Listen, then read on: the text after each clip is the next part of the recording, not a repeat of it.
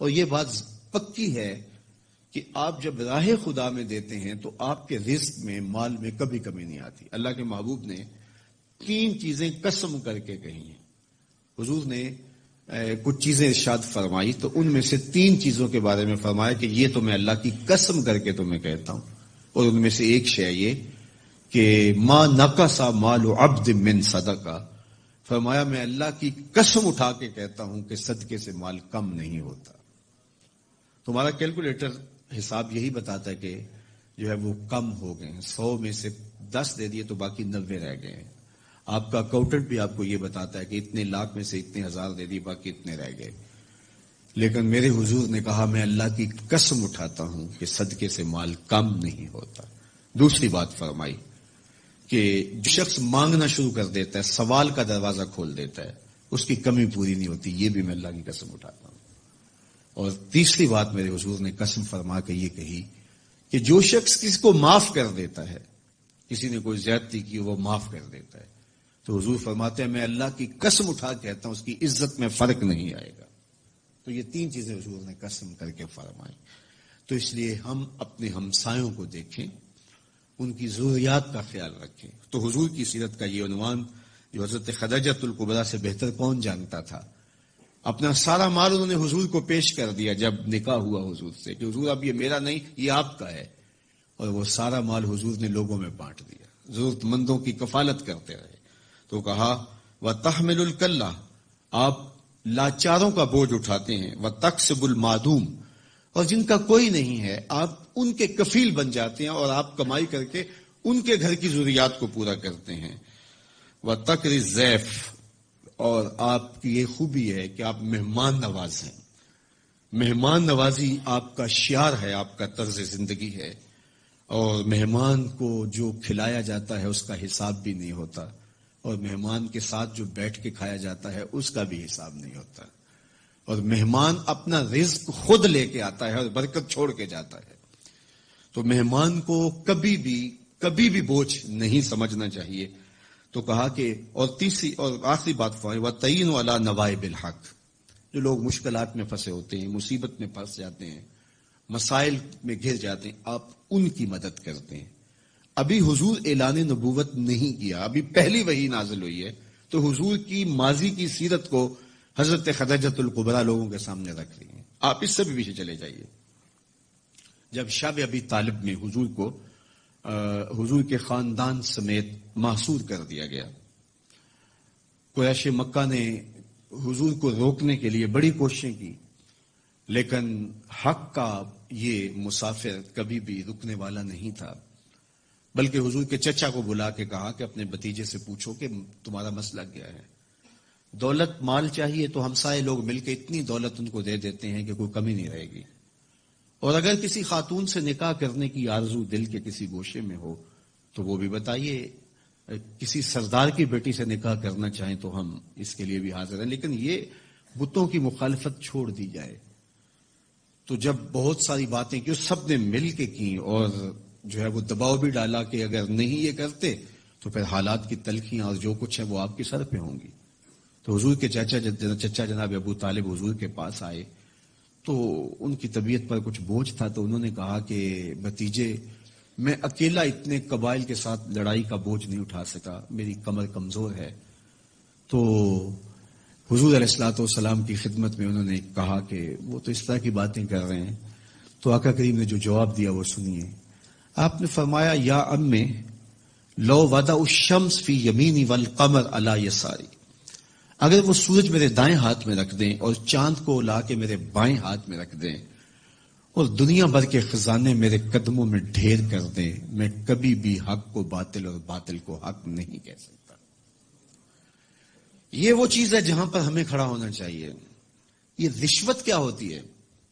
ہم اداروں میں افسر بن کے بیٹھتے ہیں اور ہم کسی ذمہ دار منصب پہ بیٹھتے ہیں تو ہمیں چند ٹگوں سے کوئی خرید لیتا ہے، ہمارا ضمیر پھر کہاں ہوتا ہے؟ کائنات کی نعمتیں اس کو پیشکش کی جا رہی ہیں جو پیدا ہوا تو باپ کا سایہ سر پہ نہیں ہے، 6 سال کی عمر ہے تو ماں انتقال کر گئی ہے، یہ حالت ہے۔ لیکن کہا جا رہا ہے کہ جناب آپ کو جو چاہیے ہم فراہم کرتے ہیں، لیکن کہا لو وضع الشمس فی یمینی، اگر وہ سورج کو میرے دائیں ہاتھ میں رکھ دیں اور چاند کو میرے بائیں ہاتھ میں رکھ دیں اور میرے پاؤں میں کائنات کے خزانے لا کے دولت قارون بھی رکھ دیں، لیکن میں پھر بھی حق کو حق کہوں گا، باطل کو باطل کہوں گا، تو میں چند ٹگوں پہ اپنی ضمیر کا سودا کیسے کر سکتا ہوں اگر میں رسول اللہ کو مانتا ہوں، اگر میں حضور علیہ الصلوۃ والسلام کا فالوور ہوں، اگر میں ان کا امتی ہوں، ان کا غلام ہوں، ان کا عاشق ہوں، تو پھر میں کیوں اپنے ملک کو بیچوں، میں کیوں عدل کو بیچوں، میں کیوں انصاف کو بیچوں، میں کیوں اپنے منصب کو بیچوں، میں کیوں لوگوں کے حق غصب کروں، لوگوں پر زیادتیاں کروں، میں دیوار رکھتے ہوئے ہمسائے کے 2 انچ دبانے کے لیے اپنی ضمیر کا سودا کر لوں، میز کے اوپر سے رشوت پکڑوں یا نیچے سے پکڑوں، فرق نہیں پڑتا اس سے، میں اپنی ضمیر کا سودا کیا ہے اور برسرے بازار کیا ہے اور بہت سستا بیچا میں نے اپنے آپ کو۔ وہ کیا کسی نے کہا تھا کہ ہر دو عالم قیمت خود گفتائی، نرخ بالا کن کہ ارزانی ہنوز، 2 جہاں کو تو نے اپنی قیمت بتایا ہے، اپنا نرخ بتایا ہے کہ 2 جہاں میری قیمت لگتی ہے، کہا قیمت بڑا ابھی سستا بک رہا ہے، یہ ساری کائنات تیری قیمت لگا دی جائے لیکن تیری قیمت پھر بھی نہیں ہے اور تو سستا بک رہا ہے، نرخ والا کن کے ارزانی ہنوز، تیری قیمت جو ہے وہ یہ 2 جہاں نہیں ہے، تیری قیمت صرف تیرے رب کی رضا ہے۔ تو کہا کہ میں کبھی بھی، تو یہ حضور علیہ الصلوۃ والسلام کی زندگی تھی۔ خیر انہوں نے جب کہا کہ میں تو نہیں تمہاری بات کو ماننے والا، تو پھر انہوں نے سماجی بائیکاٹ کر دیا، سوشل بائیکاٹ کر دیا اور حضور کو شب ابی طالب میں مقید کر دیا۔ تو حضور کے چچا نے اس وقت ایک قصیدہ لکھا حضور کے نام، چونکہ یہ پانی نہیں پہنچنے دیتے تھے، غلہ نہیں پہنچنے دیتے، کوئی باہر سے بھی آتا تاجر تو اس کا غلہ خود خرید لیتے کہ کہیں وہ بنو ہاشم کے پاس نہ چلا جائے، اور وہ خرید کے اپنی زندگی اور موت کے درمیان جو ٹوٹتا ہوا رشتہ ہے جو ہے وہ اس کو کہیں بچا نہ پائیں۔ تو حضور کے چچا نے ایک ماضی کا واقعہ قریش کو یاد دلایا اس قصیدے میں۔ ہوا اس طرح کہ حضور کی عمر تھی کوئی 9 سال یا 8 سال کہ مکے میں قحط پڑ گیا، تو حضور کے چچا کے پاس لوگ آئے کہ قحط پڑ گیا ہے اور آپ اولاد اسماعیل سے ہیں، تو اللہ کی بارگاہ میں دعا کیجئے کوئی بارش کے آثار پیدا ہوں اور کوئی سبزہ پیدا ہو۔ آپ نے فرمایا تم بھی سین حرم میں پہنچ جاؤ، میں بھی پہنچ جاتا ہوں، وہاں اللہ کی بارگاہ میں دعا کرتے ہیں۔ خیر لوگ جمع ہو گئے تو حضور کو ساتھ لیا حضور کے چچا نے اور سین حرم میں پہنچے اور کعبۃ اللہ کی دیوار کے ساتھ حضور کو یوں کھڑا کیا کہ حضور کی پشت کعبہ کی دیوار کے ساتھ لگ رہی تھی اور رخ لوگوں کی طرف تھا۔ تو جب یوں حضور کھڑے ہو گئے تو حضور کے چچا نے ایسے ہاتھ پھیلا کے کہا اے اللہ اس گوری رنگت والے کے صدقے بارش نازل کر دے۔ راوی کہتا ہے، ابن عساکر نے لکھا ہے، باقی لوگوں نے بھی لکھا ہے کہ ابھی جو ہے وہ لوگ گھروں کو نہیں پہنچے تھے کہ چھم چھم می برسنے لگا اور لوگ بھیگ کے گھروں کو گئے اور اتنا سبزہ ہوا کہ لوگ خوشحال ہو گئے۔ تو آج جب حضور علیہ السلام اور حضور کے خاندان کو شب ابی طالب میں مقید کر دیا گیا تو کچھ پہنچنے بھی نہ دیا جاتا، تو حضور کے چچا نے یہ پرانا واقعہ قریش کو یاد دلاتے ہوئے کہا وَأَبْيَضُ يُسْتَسْقَى الْغَمَامُ بِوَجْهِهِ سِمَالُ الْيَتَامَى عِصْمَةٌ لِلْأَرَامِلِ، آج تم پانی نہیں پہنچنے دیتے، غلہ نہیں آنے دیتے، وہ واقعہ بھول گئے ہو جب قحط پڑا تھا اور نہ بارش برستی تھی، نہ سبزہ اگ رہا تھا، جانوروں کی چھاتیاں بھی سوکھ گئی تھی، دودھ بھی نہیں مل رہا تھا۔ یہی میرا وہ گوری رنگت والا بھتیجا تھا جس کے چہرے کو دیکھ کے امٹ کے بادل آئے تھے۔ وہاں 2 لفظ گئے، سمال الیتامى عصمۃ للارامل، یہ میرا وہی بھتیجا ہے جو یتیموں کا سہارا ہے اور بیواؤں کا آسرا ہے۔ اب حضور جب خود یتیم تھے، یتیمی کی عمر بلوغت سے قبل ہوتی ہے، تو یتیم ہو کر بھی یتیم پرور تھے، یتیم ہو کر بھی یتیم پرور تھے، اور حضور بیواؤں کے گھروں میں جا کے ان کا پانی بھر آتے اور یتیموں کی مدد کرتے اس دور میں جب خود درد یتیمی سہ رہے تھے۔ اور پھر میرے حضور نے یتیم کی کفالت کا لوگوں کو درس دیا۔ اور میں آپ سے ایک سوال کرتا ہوں، اس کائنات میں سب سے اچھا اور خوبصورت گھر کون سا ہے؟ تو کوئی یہ کہے گا کہ جو شہر کے وسط میں ہے وہ گھر اچھا ہے، کوئی یہ بولے گا جو تعلیمی اداروں کے قریب ہے، بچوں کو آنے جانے کی سہولت رہتی ہے، وہ گھر اچھا ہے۔ کسی نے کہا نہیں جو بر لبے سڑک ہے، کسی نے کہا کہ جو علاج گاہوں کے زیادہ قریب ہے، کوئی بولا جو عالی نسب سوسائٹی میں واقع ہے جہاں سیکورٹی کے حصار ہیں، آسانی رہتی ہے۔ کسی نے کہا جو ساحل سمندر پر ہے، کسی نے کہا جو لبے دریا پر ہے، کسی نے کچھ کہا، کسی نے جو بہت کشادہ ہے وہ گھر خوبصورت ہے۔ میرے حضور نے کہا اس کائنات میں سب سے اچھا اور خوبصورت گھر وہ ہے جس میں یتیم رہتا ہو اور اس کی عزت بھی ہوتی ہو، اس کی تکریم بھی کی جاتی ہے، صرف رہتا ہی نہ ہو، اس کو اپنے بچوں کی طرح رکھا جاتا ہو اور اس کے وہی حقوق اور وہی جذبات کا اسی طرح خیال رکھا جاتا ہو جس طرح اپنے بچوں کا خیال رکھا جاتا ہے۔ چونکہ خود درد یتیمی سہا ہے۔ علامہ اقبال علیہ رحمہ نے ایک نظم لکھی تھی کہ زمانے میں نالہ یتیم، انجمن حمایت اسلام کے سالانہ اجلاس میں آپ نے وہ نظم پڑھی تھی، تو اس میں یتیم کے دکھڑے بیان کرتے ہیں کہ یتیم کے کیا کیا مسائل ہیں۔ تو اس نالہ یتیم میں وہ مثال کے طور پہ کہتے ہیں جب عید کا چاند نظر آتا ہے تو وہ ایک زمانہ تھا لوگ چھتوں پہ چڑھ کے چاند دیکھا کرتے تھے، تو عمومی بچے زیادہ چڑھتے تھے اور جب چاند نظر آتا تو وہ پھر دوڑتے نیچے آتے اور مبارکیں دیتے اپنے ماں باپ کو کہ چاند طلوع ہو گیا۔ تو اقبال اس کو جو ہے وہ منظوم جو ہے وہ لکھتا ہے کہ جب چاند طلوع ہوتا ہے اور بچے چھتوں پہ شور مچاتے ہیں اور واپس جب آتے ہیں تو اتنی خوشی میں سرشار ہوتے ہیں کہ وہ دو دو تین تین سیڑھیاں پھلانگ کر کے دوڑ کے نیچے آتے ہیں کہ عید ہو گئی، چاند چڑھ گیا، اور اتنا شور مچا ہوتا ہے کہ ان کے ماں باپ سیڑھیوں کے قریب آ چکے ہوتے ہیں، اور جب وہ آخری سیڑھیاں پھلانگ رہے ہوتے ہیں تو ان کے ماں باپ کی باہیں، ان کے باپ کی آغوش پھیلی ہوئی ہوتی ہے، اور یتیم اور جو ہے وہ بچہ جا کے اپنے باپ کے سینے سے لگتا ہے۔ تو اقبال کہتے ہیں کہ جب یتیم بچہ چھت سے نیچے اترتا ہے چاند دیکھ کے، تو وہ اس طرح بھاگتا ہوا نیچے نہیں اترتا، اور نہ اس کے لیے کوئی پھیلی ہوئی باہیں ہوتی ہیں، بلکہ وہ چپکے سے دیوار کے ساتھ لگ لگ کے اتر کے جو ہے وہ تاریک کمرے میں جا کے بستر میں آنسو جذب کرتا ہے، اور اقبال پھر یتیم کو وہاں سے اٹھاتے ہیں اور کہتے ہیں یتیم تیرے دکھوں کا مداوا کہیں نہیں، آ تجھے میں حضور کی چوکھٹ، تو بھی یتیم۔ اور یہ چیز یتیم کے لیے تسکین کا سامان ہے۔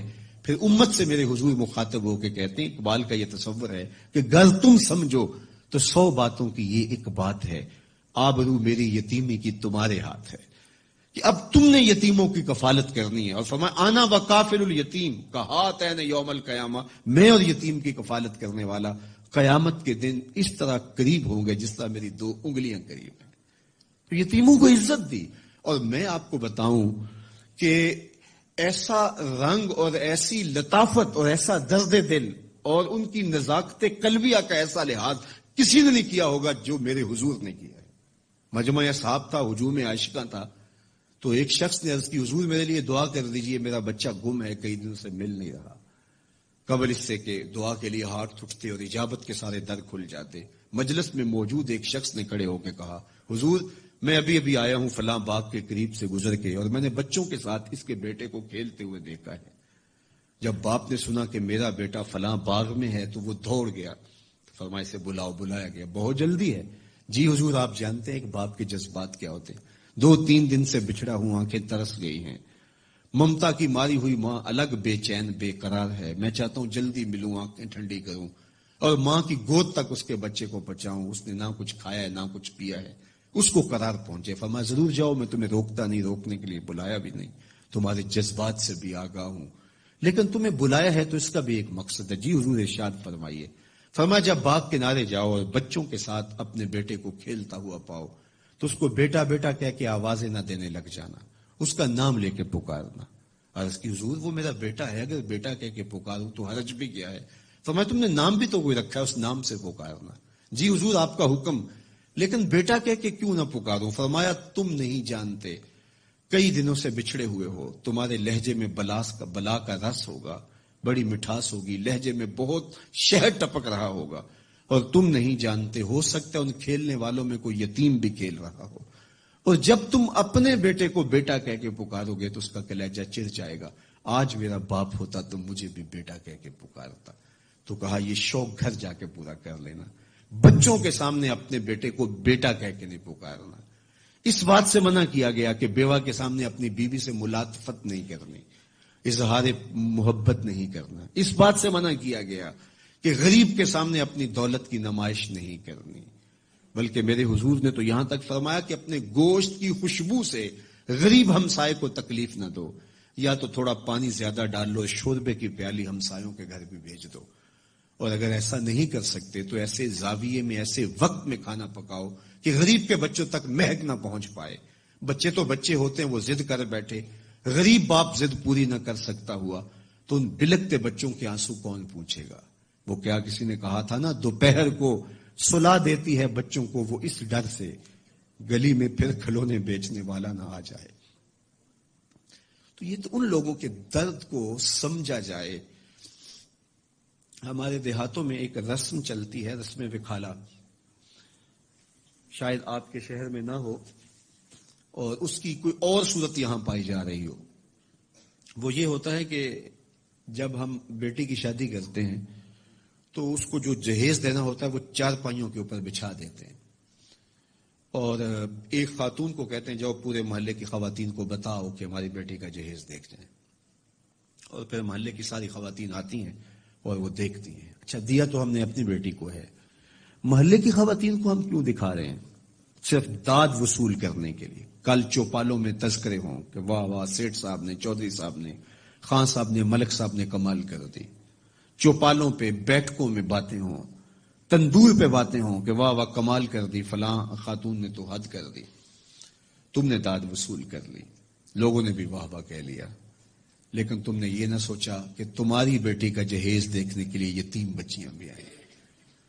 اس مزدور کی بیٹی بھی آئی جو بڑھاپے کے باوجود کلی والا ڈبہ اٹھا کے جا کے مزدوروں والے اڈے پہ بیٹھ جاتا ہے، اور اس کو بوڑھا سمجھ کے کوئی قبول نہیں کرتا. اور جوں جوں دھوپ چمکتی جاتی ہے اور دن چڑھتا جاتا ہے تو اس کا دل ڈول رہا ہوتا ہے. وہ آنے والوں سے چمٹ کے کہتا ہے مجھے 20 روپے 50 روپے کم دے دینا، مجھے لے جاؤ. لیکن اسے کمزور سمجھ کے کوئی ساتھ لے جانے کے لیے تیار نہیں ہوتا. تو پھر جب وہ واپس روٹی باندھے ہوئے ہاتھ میں ڈبہ اٹھائے واپس جاتا ہے تو کوئی جانتا ہے اس کے قدم کتنے بوجھل ہوتے ہیں. گھر کی دہلیز عبور کرنا پل صراط عبور کرنے کے مترادف ہوتا ہے اس کے لیے. اور اس کی بیٹیاں جو گھر میں دہلیز پہ بوڑھی ہو رہی ہیں اور انہیں صرف اس لیے قبول نہیں کیا جا رہا کہ وہ غریب کی بیٹیاں ہیں. آج جب اپنے باپ کو خالی آج بھی مزدوری کے بغیر آتا ہوا دیکھتے ہیں تو کوئی ان کے اندر کی گھٹن اور بے چینی کا اندازہ کر سکتا ہے؟ کوئی پیمانہ ہے آپ کے پاس جو اس کے درد کو ناپ سکے؟ تمہاری بیٹی کا جہیز اس مزدور کی بیٹیاں بھی دیکھنے آئیں. تم نے تو داد وصول کر لی، لیکن جو زخم ان کے کلیجے پہ لگے اس کا مداوا کس کے پاس ہے؟ تارا ٹوٹتا سب نے دیکھا، یہ نہ دیکھا ایک نے بھی، کس کی آنکھ سے آنسو ٹپکا، کس کا سہارا چھوٹ گیا. تو میرے حضور تو کس قدر نزاکت قلبیہ کا لحاظ رکھنے کی تلقین کرتے ہیں کہ اپنے گوشت کی خوشبو سے غریب ہمسائے کو بھی تکلیف نہ دو. سید سلیم گیلانی نے لکھا تھا کہ امیر آدمی آسائش نہ چھوڑیں، نمائش چھوڑ دیں تو غریبوں کی جان سوکھی ہو سکتی ہے. لیکن ہم اپنا طرز عمل بدلنے کے لیے تیار نہیں ہوتے ہیں. آج جو ایلیٹ کلاس کا طرز زندگی ہے اس نے غریبوں کی زندگی کو اور اوکھا کر دیا ہے. میرے حضور کو میرے رب نے اختیار دیا کہ اگر آپ چاہیں تو یہ بتا مکہ سونے اور چاندی کا بن جائے اور آپ جس طرح چاہیں، لیکن حضور نے فرمایا نہیں کہ میں جو ہے وہ فقر کی زندگی کو اختیار کرتا ہوں. آج غریب حضور کو دیکھ کر کے ایک تسکین پا جاتا ہے، اور اگر حضور کی سیرت کا یہ عنوان ہمارے سامنے نہ ہوتا تو پھر بتائیے آج غریب کے لیے جائے امان کہاں ہوتی. میرے حضور نے غریب کو ان کے دکھ مٹانے کے لیے ایک جملہ ارشاد کیا، سنیے ذرا، کیا حکمت والے نبی ہیں. فرمایا کہ جو اللہ کے دیے گئے تھوڑے رزق پہ راضی ہو گیا، جو اللہ کی طرف سے دیے گئے تھوڑے رزق پہ راضی ہو گیا، اللہ قیامت کے دن اس کے تھوڑے عملوں پہ راضی ہو جائے گا. کتنا بڑا سہارا ہے، کتنا بڑا آسرا ہے. اور اس کا جو ہے رخ، دوسرا رخ کیا ہے؟ جو اللہ کے زیادہ دیے پر بھی راضی نہ ہوا تو پھر وہ سوچے کہ وہ کہاں کھڑا ہے. یعنی میں اور آپ ہم دیکھیں کہ ایک طرف جو اللہ کے دیے گئے تھوڑے رزق پہ راضی ہو گیا، اللہ قیامت کے دن اس کے تھوڑے عملوں پہ راضی ہو جائے گا کہ میرے بندے تجھے ضرورت تھی تو پھر بھی میرے پہ راضی ہو گیا. تجھے بچوں کے لیے فیس چاہیے تھی، تجھے سر چھپانے کے لیے مکان چاہیے تھا، تجھے 3 وقت کا کھانا چاہیے تھا، تجھے بیمار بچوں کے لیے دوا چاہیے تھی، لیکن تو پھر بھی راضی ہو گیا کہ میرے مالک نے مجھے جس حالت میں رکھا ہے میں واہ خوش ہوں. تو جو اللہ کے دیے تھوڑے رزق پہ راضی ہو گیا، اس کو تو ضرورت تھی پھر بھی راضی ہو گیا. بندے مجھے تو تیرے عملوں کی ضرورت بھی نہیں ہے، تو میں تیرے تھوڑے عملوں پہ راضی ہو جاؤں گا. اور دوسرا پہلو کیا، جو اللہ کے دیے زیادہ رزق پہ بھی راضی نہیں ہوا، ہر وقت ناشکری ناشکری ناشکری، تو پھر وہ دیکھے کہ قیامت کے دن اس کو کتنے سخت حساب سے گزرنا ہوگا. تو آئیے حضور کی سیرت کے سائے میں اپنی زندگی گزارنے کا عزم کیجیے. حضرت انسان کو اللہ تعالیٰ جل شانہ نے جسم اور روح دونوں کے مجموعے سے پیدا کیا ہے. صرف جسم کا نام زندگی نہیں ہے اور صرف روح کا نام زندگی نہیں ہے. یسألونک عن الروح قل الروح من امر ربی، روح اللہ کے امر کا نام ہے، وہ ایک باطنی لطیفہ ہے. اور جسم یہ آگ ہوا مٹی اور پانی، یہ ان 4 چیزوں کا مجموعہ ہے. جب روح چھوڑتی ہے اسے تو یہ بے حس بے جان ہوتا ہے، اس کی کوئی حیثیت باقی نہیں بچتی. جسم اور روح ان دونوں کے باہمی ملاپ سے، باہمی ارتباط سے، باہمی امتزاج سے یہ انسان، یہ پیکر اور یہ بولتا وجود، یہ دیکھتی آنکھیں، یہ سنتے کان اور یہ چلتی حرکت کرتی ٹانگیں اور یہ دھڑکتا ہوا دل اور یہ نظام تنفس اور نظام انہضام، یہ سب کچھ جو ہے وہ ان 2 چیزوں کے مجموعے کے دم سے ہے. تو جس طرح ہماری جسم کے کچھ تقاضے ہیں، ہمارے جسم کے کچھ تقاضے ہماری روح کے بھی تقاضے ہیں. ساری زندگی ہم جسم کے تقاضوں کے حصول کے لیے لگے رہتے ہیں جو یہی رہ جانا ہے، اور اس زندگی کے لیے ہم سب کچھ کرتے ہیں جو زندگی 4 دن کی ہے. بل تؤثرون الحیات الدنیا والآخرۃ خیر وابقی، کہا تم اس جیتی دنیا کے لیے سب کچھ لگا دیا، ساری صلاحیتیں صرف اس دنیا کی زندگی کے لیے لگا دی. یہ ہے کتنی؟ 60 سال لگا لیجئے تو تیسرا حصہ تو روز سوتے ہیں، 8 گھنٹے روز سوئے اگر تو 60 سال زندگی ہے، 20 سال تو سو کے گزر گئی. کچھ بچپن کے کاٹیے، کچھ بڑھاپے کے، کچھ بیماریوں کے. روزانہ 1 گھنٹہ کم از کم واش روم میں جاتے ہیں. تو اب بتائیے کہ زندگی باقی بچتی کہاں ہے؟ 20 سال لگا لیجیے، باقی ٹوٹل زندگی بچی. یہ ساری زندگی ہے. اور حشر کا صرف 1 دن قرآن بتاتا ہے 50,000 سال کا ہے. 50 سال کا نہیں، 100 سال کا نہیں، 50,000 سال کا 1 دن. اس کے بعد نہ ختم ہونے والی زندگی. موت کو بھی مینڈے کی شکل میں لا کے ذبح کر دیا جائے گا. حدیث پاک میں آتا ہے کہ جنتی جنت سے دیکھ رہے ہوں گے، جہنمی جہنم سے دیکھ رہے ہوں گے. جنتیوں کے دل میں ایک ہی خدشہ ہوگا کہیں موت نہ آ جائے. جہنمیوں کے سینے میں ایک ہی امید روشن ہوگی، کہیں موت آ جائے تو جان چھوٹ جائے. جب موت کو بھی موت آ جائے گی، اتنے دکھی ہوں گے جہنمی کہ اگر موت کو موت نہ آئی ہوتی تو یہ دکھ سے مر جاتے. اور اتنے خوش ہوں گے جنتی کہ اگر موت کو موت نہ آئی ہوتی تو یہ خوشیوں کے وفود سے مر جاتے. تو ایسی زندگی جو نہ ختم ہونے والی ہے، اس کے لیے میں اور آپ سوچیں کہ ہم نے کیا کیا ہے. میرے حضور نے جو ہمیں زندگی دی ہے، وہ یہ جو سیرت دی ہے، جو کردار دیا ہے، وہ یہ زندگی بھی سنوارتا ہے اور وہ زندگی بھی سنوارتا ہے. ایسا دین حضور نے نہیں دیا جس طرح راہبانہ دین تھا کہ ٹھیک ہے دنیا ترک کرو تو آخرت ملے گی. میرے حضور نے یہ دین نہیں دیا. لا رہبانیت فی الاسلام، اسلام میں رہبانیت کا تصور ہی نہیں ہے. یہ زندگی بھی بھرپور گزارو اور وہ زندگی بھی. ایک صحابی آئے حضور کی خدمت میں، حدیث میں آتا ہے چوزے کی طرح کمزور تھے، مثال ہے ان کی کمزوری کی. تو حضور نے فرمایا تو نے اللہ سے کوئی دعا مانگی تھی؟ اس نے کہا جی حضور میں نے دعا مانگی تھی، شاید وہ قبول ہو گئی. کیا دعا مانگی تھی؟ میں نے کہا تھا مالک میری دنیا چاہے برباد ہو جائے، آخرت سنور جائے.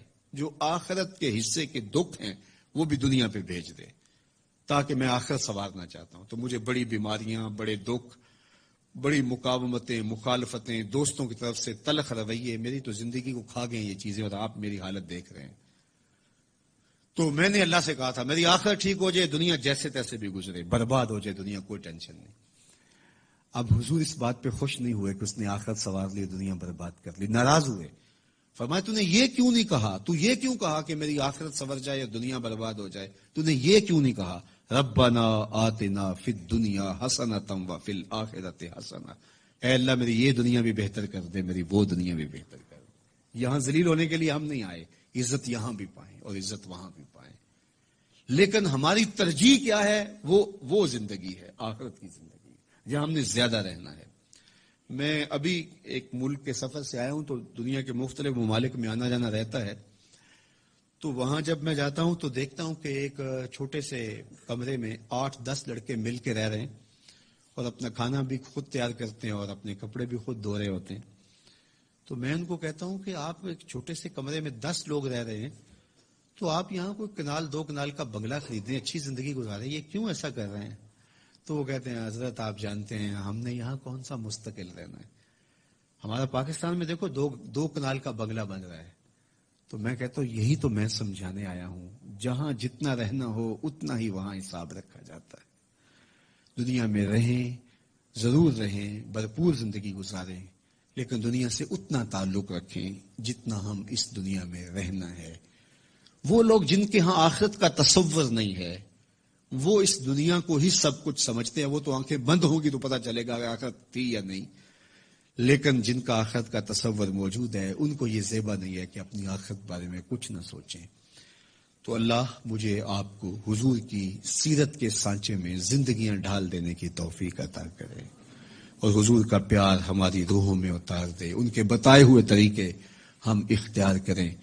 اللہ آپ سب کو سلامت رکھے. میرے بچے ہیں, بیٹے بیٹیاں ہیں, بھائی بہن ہیں, اللہ سب کو جزائے خیر دے. یہ بزرگ اساتذہ معلمین جنہوں نے اپنی زندگیاں وقف کی ہیں, یہاں سے پھوٹتی ضیائیں اور علم و عمل کی روشنی سے ہم اپنے وطن کو تعمیر کر سکیں, ہم اسلام کی ایک خوبصورت شناخت بن سکیں اور دنیا کے جس کونے میں جائیں ہمارا کردار, ہمارا رویہ بتائے کہ ہم حضور کے غلام ہیں, حضور کے عاشق ہیں اور حضور علیہ الصلوۃ والسلام سے محبت کرنے والے ہیں. میرے استاد ایک جملہ کہا کرتے تھے, یہ نہ ہو کہ لوگ تمہیں پوچھے تم کون ہوتے ہو اور تمہیں بتانا پڑے کہ ہم مسلمان ہوتے ہیں. فرمایا کرتے تھے صاحب کسی کو پوچھنا ہی نہ پڑے, تیری طرز زندگی ایسی ہو کہ لوگ دور سے تجھے دیکھ کے کہیں وہ دیکھو آقا کا غلام آ رہا ہے. نور آنکھوں میں تو چہروں پہ اجالے ہوں گے, مصطفیٰ والوں کے انداز نرالے ہوں گے. دنیا میں بھی ان کے دم سے مقدر چمکا, محشر میں بھی ان کی رحمت کے حوالے ہوں گے. اللہ میری کہی ہوئی باتوں کو روحوں میں اتار دے, مجھے اور آپ سب کو جو چیزیں قابل عمل ہیں ان پر توفیق عمل نصیب فرمائے. وآخر دعوانا ان الحمدللہ.